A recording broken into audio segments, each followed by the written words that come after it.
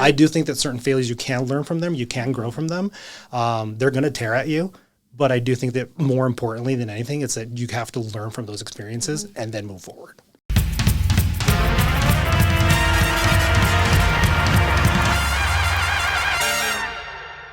Hey Wildcats, my name is Nicole Camacho and you are currently listening to UAZ Podcast. Today we have a very special guest, Sean. Please introduce yourself and tell us what you do. All right, so my name is Sean Goslar. I'm the Regional Manager of Immigration Services. I work at Chicanos Por La Causa, where I oversee the Immigration Services program. Thank you so much for coming on the podcast to inspire and empower students here at the U of A. So you worked across government, nonprofit organization, and immigrant services. What inspired you to pursue a career centered around public service? So it was a little bit of serendipity, honestly. When I first started undergrad, I was an undeclared major. I wasn't really sure what I wanted to do. But I was very interested in a lot of like public policy. Kind of, my dad was really into the news, and so I kind of got into it. You know, he was one of those guys that read the newspaper every day. Yeah. And we would talk about the news and stuff as I got older. When I was a kid, obviously I had zero interest in it. But as I got older, I was like, oh, this is actually kind of interesting. What's happening in the world?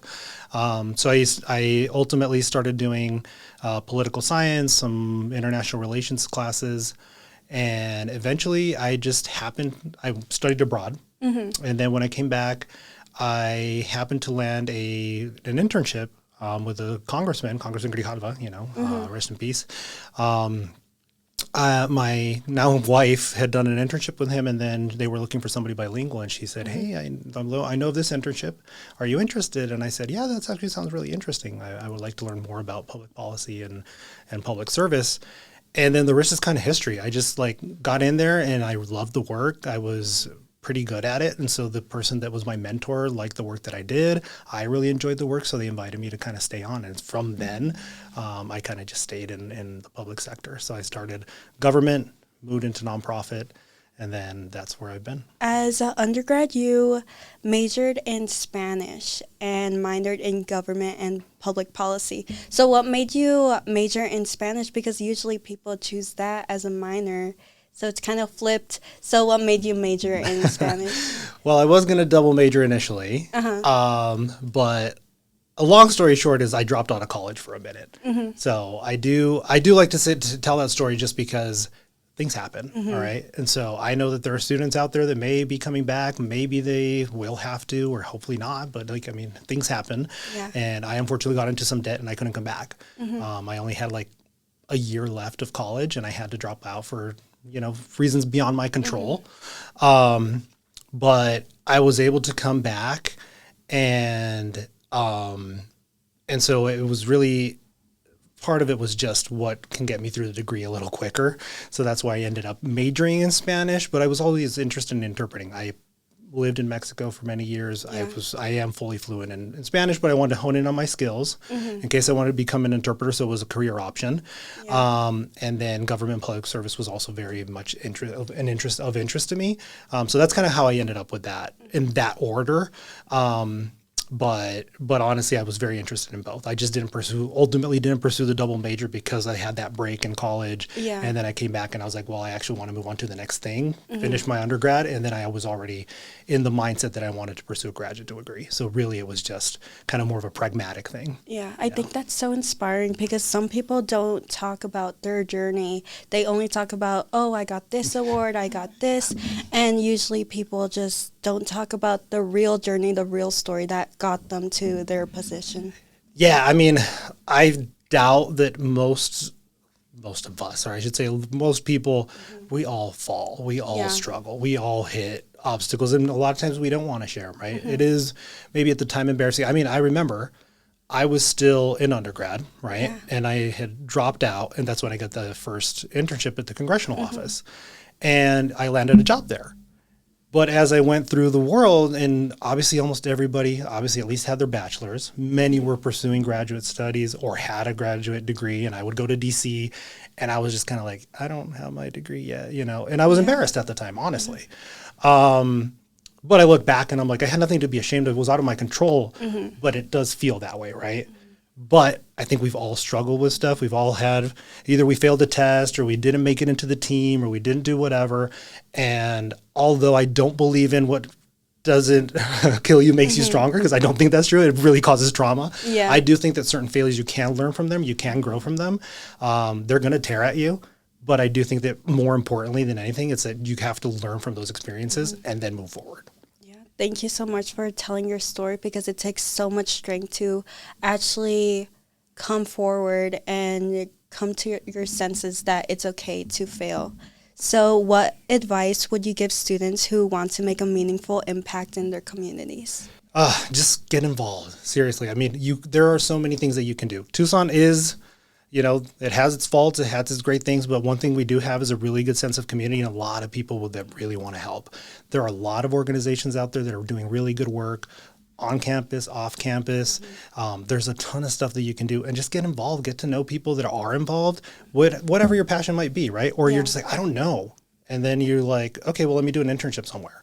Let me volunteer somewhere. Let me get involved with my student council. Let me get involved with some board at a nonprofit, or learn about nonprofits, right? Like you can Google Tucson nonprofits, right? There's literally thousands. And then if you want to learn more about their mission, then a lot of us know each other, right? In the nonprofit world, a lot of us know each other. In the public sector, a lot of us know each other. We can connect you with, hey, I'm interested in this, or I'm interested in that. The government does a lot. Yeah. Nonprofits do a lot, I mean, churches are nonprofits. And then there's political action committees that are nonprofits.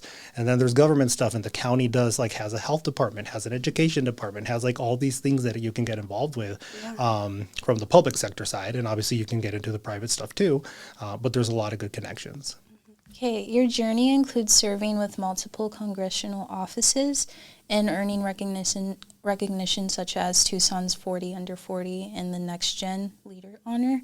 What personal habits or values helped you stay driven and move forward in your career? That's a great question, and I don't know that I have a really good answer for it as far as like, oh, you need to wake up at 5 a.m. and do whatever. Like, no.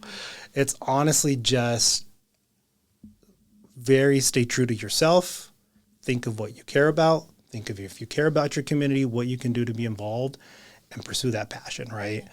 I remember, this I take to heart, where I remember, so my dad was in a wheelchair. He was paraplegic. And he could pretty much do anything, right? Like he could do anything. But the reality, he was limited, that he needed ramps. He needed additional things in his house. He needed the wheelchair accessibility, like parking space and whatever. Yeah. Those are the things that I was like, I want to make sure that I'm in the world creating those spaces so that my dad can be the best version of himself. Yeah. He doesn't need me to just handhold him. He can do that, but I need to make sure that everybody around does the right thing so that he can do that.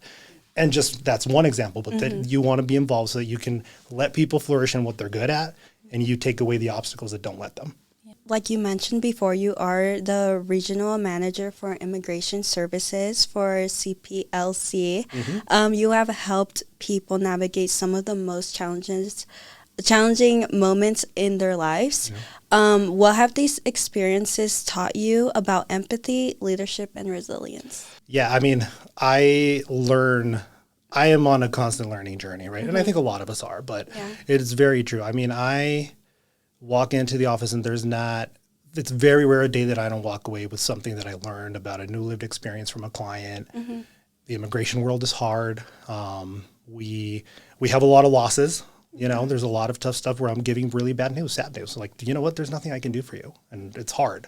But then there's the wins where it's like, you know what? Somebody was battling to get their green card for the last 20 years and finally they have status, or finally they finally became a citizen. Now they're going to bring their mom or something that they haven't seen in 15 years, or they were able to go back to their country of origin, or they've left, we've helped refugees that escaped horrible situations and now they're reuniting with their families and stuff like that. Yeah. So it's really rewarding, but it really helps just listening to people. You're going to learn from everybody. You don't necessarily have to emulate everybody, but you don't necessarily copy everybody's behavior, but you're going to learn from everybody. Our clients have taught us so much. Like, obviously I haven't lived everybody's experience, right? But I've understood a lot better about just the reality of humanity and the struggles that we go through by having to listen to people's stories in order to help them. And it really helps you become more empathetic, just understand, as opposed to, you may live in a world in which you don't have to deal with a whole lot of people, and you can create your own vision of what the rest of the world looks like, or what people are living or experiencing, but you don't know until you really talk to folks. And luckily, I'm in a position where I have to. So that's really inspired me to become better myself, a better leader, and to hopefully inspire others into wanting to help. Was there a specific experience that really shaped you as a person, that really changed you? I can't say that there's one, but there's definitely been several, right? I mean, part of it is kind of the story that I shared, right? Having to drop out, coming back has helped me understand that we all can struggle. I mean, I was a really good student, honestly, right? I did really well in school. I could do really well in school. And sometimes I got lazy and I didn't always have perfect grades or whatever, but that was just my laziness. But if I wanted to, I knew that I could easily score well on tests and stuff. And so then something happened where I was like, it was not in my cards to drop out, right? In my cards, it was like, I'm going to go to law school and I'm going to be top of my class. And then nothing of the sort happened, right? I didn't even go to law school ultimately. But I'm so glad that everything that happened, and then I went back and I did that. But I'm very appreciative of having lived two cultures. I have to be very, very thankful for my parents that I had the ability to live in two countries growing up. That shaped a lot of my worldview. Being able to study abroad, I always tell people, I was like, part of the reason I dropped out is because I studied abroad. I ended up with some debt. There was some stuff out of my control, and I still tell people, do it. Just do it. It's so much worth it that I'm like, do it even if you like it. I'm not saying do it even if you're going to drop out, right? Yeah. Unfortunately, that happened. However, it is extremely gratifying, eye-opening, and you get to meet more people, other cultures. You're just exposed, and you get that bug to just I want to learn more about. There's so much out there, and until you live it, like I said, through my clients, through the other experiences, you just you have more appetite to just learn more about the world and kind of care more. As we have guests, we learn so much from them. On Tuesday, I believe, we've interviewed Charles Pyle, and one thing that we learned from him is that everything happens for a reason, and you should trust on the universe and be patient. So that's kind of what you're touching on. Absolutely. Yeah, I mean, whether there's, already a preset course for us or not and whatever, I just do think you have to really take advantage of the opportunities that are presented, but also just learn from the failures and the obstacles. And it's so okay to mess up. It's totally fine in all aspects. Do I have certain expectations of my staff and whatever and of the interns and whatever, but I'm like, if you mess up, I want you to ask questions. I'm really worried when you don't.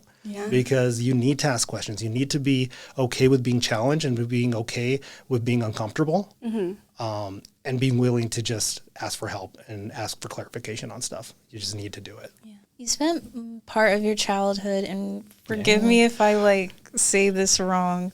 I can't pronounce it though. I don't know either. I'm kind of whitewashed. Guadalajara? Is that what we're going for? Yeah. Yes, Guadalajara, yes. Before returning to Tucson, how was growing up between two cultures shaped your identity, outlook, and approach on serving diverse communities? I mean, I think it's been instrumental, right? And I can't say that if you don't have that, you can't. Obviously, that's certainly not. But I do think that it really helps me understand.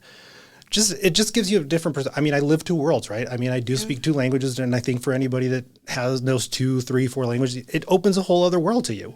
That this thing, maybe I'm explaining it in one way, but if I explain it to you in another language, I may not have the exact same words because they don't exist, but I'm still trying to explain something, and maybe it shapes two different visions of the same thing. But that also just helps you just understand that I may be looking at the same thing that you are, but we're going to perceive it incredibly differently, right? And so I think that has allowed me to really understand that, especially as I serve my clients, with my family, that I'm like, we're family, we have a lot of shared experiences, but we've lived two different, not realities, but just very different perspectives. And I think that helps me understand the empathy part and sympathy, but also just people are different. We're going to understand things differently. We're going to perceive things differently, and that's okay. We should embrace that because new ideas come from, talking and learning from other people. And so I very much appreciate the fact that I lived in two countries. Obviously, that allowed me to learn both languages very well. So that's one of them. But then also the culture, of course, and experiencing amazing food and amazing places and all that. But also just as I serve even folks that they don't necessarily share either one of those cultures with me, right? Like I have clients that are not from Tucson or even in Mexico. I mean, Mexico's a big country. Yeah. They're from different states that I'm like, maybe they have other cultural experiences that I don't have. But as I've traveled and I've been able to, I did my study abroad and stuff, I think it allows you to really try and understand folks, and that goes a really long way, at least if you're trying. I think being a first gen is such a huge struggle. I'm also first gen myself, and I think one of the biggest struggles is going out to public and having to translate for my mom everywhere I go. So what has been the biggest struggle for you? Luckily, I did not have that struggle, but I know from my clients, I know that's your lived reality is something that we see all the time, right? And it is difficult because you are, I think for a lot of, especially first gen and stuff, you're put into a place where you have to essentially be kind of the head of your household, right? Yeah. And you're not ready for it. I mean, obviously you're like, I'm living through my own struggles in college and whatever, and I have to also help my parents or my siblings or whatever navigate the rest of the world because maybe I'm the only one that kind of like speaks both languages pretty fluently. And obviously you don't necessarily like, I mean, shoot, I'm pushing 40. But, I mean, I'm still learning about like how to file my, I mean, I know how to file my taxes, but like still like, well, hey, should I put stuff away for retirement? How does Social Security work? When do I retire? When do I do this? What is an IRA? What is like all these things that you hear about? And you have to learn all those things. And then let alone to try to explain to your parents, like, yeah, mom, like we need to apply for this benefit, or these are the things that they're asking, and you don't necessarily know who to ask for help. Yeah, I mean, it's tough. And for some of my difficulties, I mean, I don't know that I had the issue where, I had to unfortunately leave school. I did lose my dad when I was about 20. That was a pretty hard experience. I appreciated basically everything that he taught me. And like I said, he was very inspiring to me because despite being in a wheelchair, he could do pretty much everything. And I was like, hey, I mean, if he can, I mean, shoot. So that really helped me to want to come back, right? Obviously after having to drop out and all that. But it was difficult because it just very much changed my reality. It changed the dynamic between my family and myself, just everything, the way that life was completely shifted. So it did become difficult. But I'm also glad that I learned from it and that I was able to overcome some of the obstacles that happened, but I learned a lot from it. And I'm glad that I had that push to like still continue and want to move forward and obviously get to kind of where I am now. But yeah, I mean, it was tough. It was tough. Yeah, but at least you pushed through it and you're very successful now. Thank you. Yeah, I like to I mean, and what is success? But yeah, I mean, at least I'm in a very happy place and I consider myself successful in the fact that I have a job that I love. I have a family that I love absolutely, 2 little boys that are amazing, a wife that is super supportive and a family that is super supportive. And so I'm very appreciative of all that, but obviously there was some tough times and there were some tough times, but you learn from it and then you move forward. So you participated in several leadership programs, Emerging Leaders and Greater Tucson Leadership. What would you tell students about building leadership skills early and seeking opportunities for growth? Crucial. I mean, I didn't even do it as early as I wish I had, but I'm glad that I did it. And now that I've done it, I'm like, please do. It's not even just like, are you going to be the next leader? I mean, being leader can mean a lot of things, right? You don't have to be the head of the office. You don't have to be a CEO. You don't have to be a vice president or president of something. It just means that when you're in a room, people look to you. You're somebody that they're looking for you for answers, or that you're easy to communicate with. I think that especially like what I tell a lot of people, like in my job as a manager, leader, I'm like, it's not my job to do everything the best. I don't have to be the best at every role in my organization or my program. I just need to learn who is good at everything and let them do those things right. Yeah. I don't have to be the best one at it, but I have to be good at identifying those skills and strengths. And I think that those leadership courses really, or just like leadership organizations really help you learn to do that and just hone in on kind of like some of those skills, because some of them can be taught, honestly. I mean, most of them can. Get more comfortable with public speaking, get more comfortable with networking. whatever it may be. And I think that it's very much worth it to get involved in. Like I said, there's stuff on campus. These are obviously off. Like Greater Tucson Leadership is somebody that they accept applications every year. There's scholarships available to join them, if you can't pay their fee. Tucson Young Professionals exists. And then Emerging Leaders is part of the chamber. There's some transition there, but they're part of the chamber. So for the private sector, so just get involved. There's a lot of young leadership academies out there, and organizations that are really going to allow you to meet a lot of people and then help you just develop skills that maybe you didn't know you even had. You are a leader yourself, so what would you say, what makes a leader, a good leader? Yeah, I mean, I think going back to that, right, it's more about listening, being a good listener, right? I shouldn't be out there being dogmatic to people about how you need to do things. I should be really good about listening and figuring out how we can make it better for all of us. We should have a mission, and I should help be able to point you, let's say, to a North Star or whatever it may be, but I don't have to have the answers. That's kind of the point, right? Let's together figure out what the best answers are to achieve our goals. And we can even define those goals together, right? I'm just helping to be a person that's going to be open and kind of bringing us together to develop those ideas. But I think it's all about making people comfortable and feeling respected and being able to share those ideas, and that everybody gets an opportunity to do so.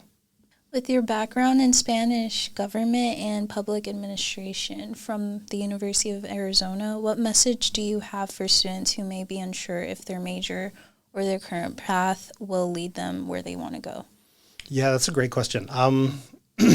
I thought I had a certain path and it went other ways, but once I honed in on, I was very interested in public service. I do think that public administration or public policy is a very good way to go if you're interested in public service. It gets you really well connected. It gives you a lot of skills, a lot of what we're talking about, leadership, budgeting, planning. These are just obviously the things that I know, right? Yeah. I can't speak for, let's say, some of the other graduate programs and stuff, but I think that part of it is I think that you need to just, live your life and go pursue opportunities and do the things that I've kind of already suggested to get connected and be involved. And as you hone in on what you want to do, then you can really talk to advisors here, talk to your fellow students, like, is law school the next step? Is a master's in public administration like myself, or public policy an interesting career? I think it's great. I have a lot of friends from the graduate school that are still in town, and they're all doing really cool things. I mean, I have somebody that's, for example, she's one of the directors over at Aller for the MBA programs. My other buddy is like the director of Pima County's Economic Development Office. I've had one of my buddies was a CFO for a pretty large nonprofit. So just there's a wide array of things that you can do with the degrees. And then obviously interpretation. So we have a lot of our interns are Spanish majors as well, or law majors. And so they're maybe looking into doing interpretation or law school. And this gets you your feet wet. Internships really help. Internships really help to learn, like, what is it? I do this for a living. And in the internship, you're going to spend a few hours a week to learn, like, what do we do? Yeah. And what does it really look like to be in? Are you actually interested in doing this? Because yes, it is hard. It can be very gratifying, but some of it's like, maybe this is not for you. We do a lot of paper pushing. We do have to just sit there and type stuff in and do data entry and whatever. That's not as glamorous as everybody would like, right? We're not just out there fighting the good fight every day. No, like some of it's just like typing paperwork, for many hours. Do you want to do that? Maybe, but that it's not. Some of the reality is it's not as everything is not as glamorous as you think, but some things are definitely worth it. Thank you so much, Sean, for coming on the podcast. Would you like to tell the students any events your organization will have, or any internships that are available for them? Yeah, so especially through SGPP, so any folks that are SGPP, Spanish majors, law majors, we do offer internships pretty much year round. They can look, there's on the SGPP website, there's stuff to apply for your internship there through the Spanish major, law majors. We already have connections to get credit, for example, for your internship. We do take volunteers from others, so I'm not telling others from other majors and other colleges to not apply. Please do if you have an interest. We usually do 2 citizenship fairs a year. meaning we help people apply for their citizenship. We're usually looking for volunteers. So for any students looking to want to help and it's not a full semester commitment, you just want to come and do an event and do some training, we do those. So please follow our social media. We announce those. And we put out, recruitment for volunteers and stuff like that. But yeah, internships and the citizenship fairs are two really good opportunities if you want to come learn more about our work. Thank you so much, Sean, for coming on. I learned so much, and thank you for everything you do for the community. Thank you. I really appreciate the opportunity.